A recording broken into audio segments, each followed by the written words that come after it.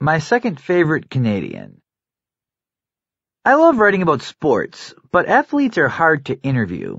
They generally don't say anything interesting.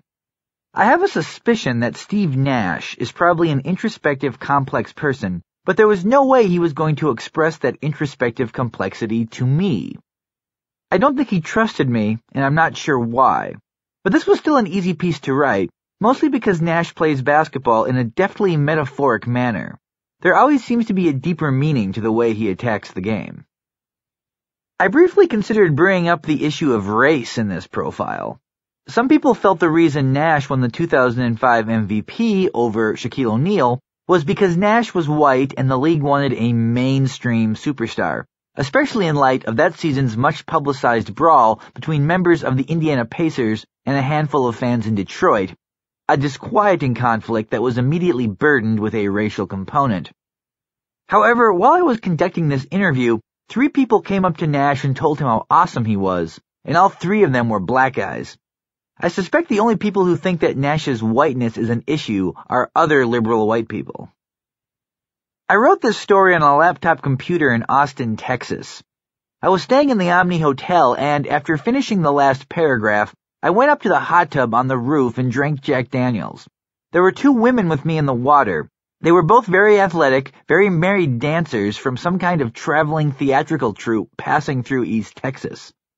They ignored me completely, but I wordlessly listened to them have an intense and completely serious 45-minute conversation about A, which gay male dancers in their theatrical troupe were most physically and intellectually attractive, and B, whether it would count as cheating if they somehow convinced any of those gay guys to have casual heterosexual sex. Weirdly, their conclusion was that it would only qualify as infidelity if the encounter involved oral sex, since the gay men could then fantasize that they were actually getting blowjobs from other males, which would thereby make the physical exchange reciprocal. Obviously, this has nothing to do with Steve Nash, but it just seems like the kind of information people need to know. The Karl Marx of the Hardwood, November 2005. For 75 minutes, I talked to Steve Nash at a restaurant in Lower Manhattan. Neither one of us ate anything. We mostly just watched it rain. I asked him a lot of questions. He politely answered all of them without saying anything remotely incendiary. He was, I suppose, pointedly guarded about his personal life, which is what I should have expected from someone paid $63 million to play point guard. Through the process of this experience, I learned only 2 things, one of which will seem abundantly obvious, but actually isn't, and one of which is probably self-evident, yet will prove paradoxical and vividly illustrate how Nash can be the best player in the NBA without even being the most dominating member of the Phoenix Suns. Canadians make everything complex. Here's the first thing I learned. Steve Nash is fast. This, as stated earlier, will undoubtedly seem apparent to anyone who has access to cable television. You probably think you know how fast Steve Nash is, because he seems to play basketball at a different speed than everyone who plays against him. However, to truly understand how fast Steve Nash is, you need to watch him buy baby food. At the conclusion of our interview, Nash got a text message from his wife. She told him he needed to buy food for their twin girl infants. We casually shook hands, made some superfluous banter about how the conversation had been friendly, and then, because it was raining, I reached down to get my umbrella off a chair. By the time I returned to an upright position, Steve Nash was already on the other side of the street. It was like somebody had taken a laser beam, obliterated every atom in his body, and instantaneously reconstructed his entire anatomy 40 feet to the west. This was some Philip K. Dick Star Trek vampire shit. And this was somewhat ironic because we had spent a large portion of our conversation discussing the very concept of human quickness. Nash says Allen Iverson looks slow during the course of a game, but he probably has the best 2 steps in the league. He says Stephon Marbury's explosiveness is palpable when he blows past people. It feels like wind. He says Jason Kidd is the fastest baseline-to-baseline player in the NBA, but that the Spurs' Manu Ginobili has the greatest agility. When Manu went left during the playoffs, he was like Michael Jordan. Nash says. He scored 95% of the time when he was able to get to his left hand. However, I think Nash is being humble. I think that within a confined 94 by 50 foot space, he knows that he is the fastest man on Earth. Granted, I've never watched AI shop for baby food, and it's possible that Nash merely hates getting wet. But the bottom line is that Nash can accelerate in a way you cannot possibly comprehend. Have you ever seen a college pitcher get struck by a line drive that was hit off an aluminum bat?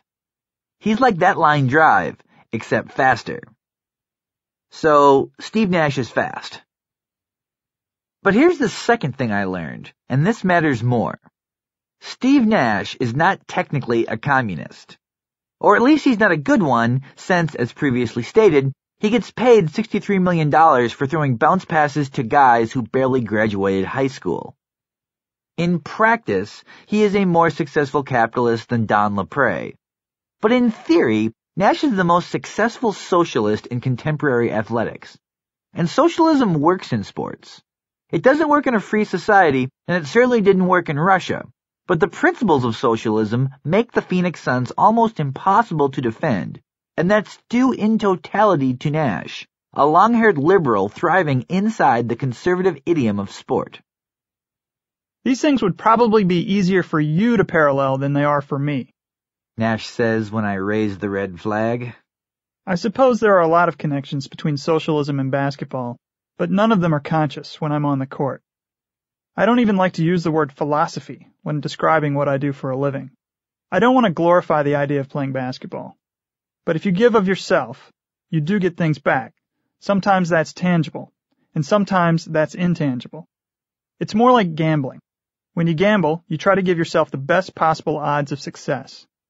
My goal is to increase the odds for success of each player on the floor, but without negating the odds of success for everyone else in the process. The reason we were talking about political theory is mostly due to a story that ran in the New York Times last January. During a mid-season interview, Nash casually mentioned that he had been reading the Communist Manifesto, as well as the autobiography of Che Guevara, on a road trip. One gets the sense that this is the kind of statement he regrets, simply because A, it ended up becoming the only thing anyone remembers from that story, and B, it was immediately and incorrectly connected to pacifist statements he had made at the 2003 All-Star Game. I honestly don't want to say anything controversial to you, because I don't want to deal with the 3 weeks that always come with that, he says when I remind him of this. What Nash has slowly realized is something guys like Terrell Owens and Gary Sheffield will never understand. When you're a pro athlete, there is no upside to being an interesting interview. All it does is make people hate you. You know, I never came out and trashed George W. Bush or his administration. I just came out and said that I was personally anti-war, and that it was necessary for everybody to go deeper than the mainstream media to understand the situation in Iraq. In other words, Steve Nash is just as American as you or I, except that he is Canadian. I still feel like a Canadian living in America, but that doesn't mean anything. Everyone in the world is kind of an American, because America rules the free world. This is true. Despite its current and seemingly unprecedented unpopularity, American thought dominates the planet. But American thought does not dominate team sports. In fact, it tends to work against it. This country's most successful sports league is the NFL, which, not coincidentally, is also the most socialist. Pete Rozell's enforced revenue sharing was the best move any sports commissioner has ever made. The NFL's best team is the New England Patriots, a franchise whose elite players have agreed to accept lower salaries so that there's more capital to attract the best second-tier players. The individual bows to the whole. Pro football is inherently communist, and that's why it works. Which brings us back to Nash. Last season, he won the MVP by averaging 15.5 points per game. He scores less per 48 minutes than Lee Nailon of the New Orleans Hornets.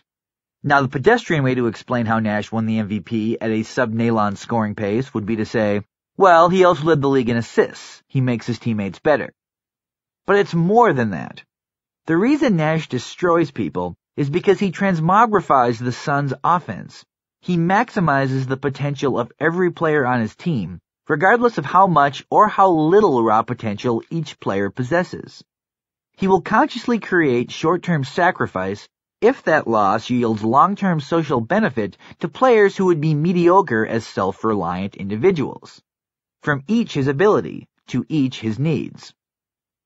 With someone like Amari, he says of Brightest son Amari Stoudemire, I typically want to give him the ball with some space. You can give him the ball on the block in an isolation situation, and he'll usually score. He's very capable. But that makes the entire offense lean on him. If I give him the ball in space and force guys to run at him, we become impossible to guard. He suddenly has more options, and everyone's odds of success improve. In 2004-2005, Quentin Richardson led the NBA in both three-pointers made and three-pointers attempted. Last summer, he was traded from Phoenix to New York. In all likelihood, he will make and take fewer treys this season. It was Nash who made Richardson's limited game an omnipresent weapon. Joe Johnson played so well last year as a Sun, 17 points, 3.5 assists per game, that the Atlanta Hawks were willing to give the Suns 2 future first-round picks for the right to make Johnson the highest-paid player on their roster. Johnson owes Steve Nash money. So does Shawn Marion, who, upon Nash's arrival in Phoenix, managed to score more points while playing fewer minutes. And these are all things Nash does not need to orchestrate. If he didn't feel compelled to appropriate Frederick Engels' game theory on any given 3-on-2 break, he could still get Stoudemire 36 points while getting 30 for himself. His playoff performances against the Spurs prove that his non-scoring is a choice. But the Suns would go 42-40, and they'd probably get beat by the Denver Nuggets in the first round of the playoffs. If Nash wasn't a little like Karl Marx, he'd lose to the likes of George Karl. There's a lot of id in the NBA, says Nash, a sociology major when he attended UC Santa Barbara. There's a tremendous amount of ego, and there are a lot of economic issues that are predicated on statistical analysis, which is really wrong.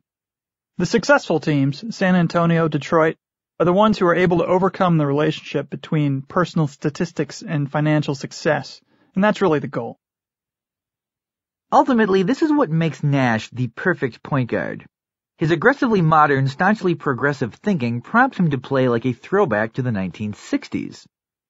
Over the past decade, pro basketball has embraced the idea of the lead guard. These are guys like Iverson and Marbury. These are ball-eating guards whose prime objective is scoring. They are self-interested capitalist point guards, and that's why we ended up with the bronze medal at the 2002 Olympics. If Steve Nash had grown up in Michigan instead of British Columbia, we would have won the gold. Unfortunately, every man has flaws. Every man has a sickness, and Nash's personal cancer was made public during last year's slam dunk contest, when he bounced a lob pass to Stoudemire off his own skull.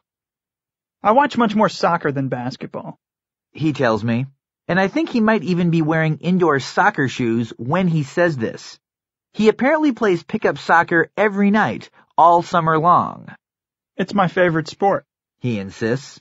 And I'm almost certain he was telling the truth because both his brother and father played soccer professionally. Somehow, this man really, truly likes soccer more than he loves basketball. So maybe I'm wrong. Maybe Steve Nash is a communist.